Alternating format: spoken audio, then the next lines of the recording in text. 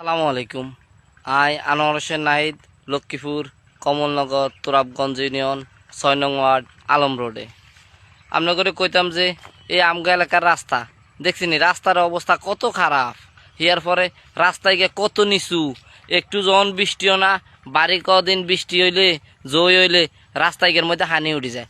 রাস্তায় গিয়ে গায়ে যায়, এত নিচু করছে, এত ডাউন করছে। জমিনের মানে খেতার রাস্তা কোনো ব্যবধান নাই, খেতার রাস্তা কোনো ব্যবধান নাই।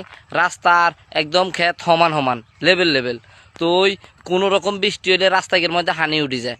হানি উঠে যাওয়ার আমরা এন দিকে বেড়ে বানান লাগে, ওই কেলা গাছ দিয়ে আর কি, এই কেলা গাছ দিয়ে বেড়ে বানান লাগে। বেড়ে বানাইতে আমরা আড়ে যাইতো, বাজারে যাইতো, আর নয়তো বা গুঁজদি যাইতো, আর নয়তো বা হাঁসুরি যাইতো।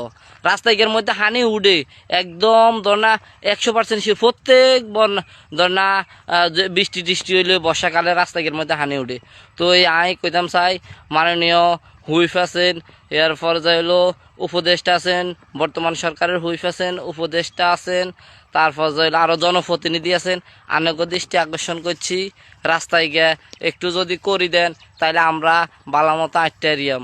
আনক ধন্যবাদ। আসসালামু আলাইকুম।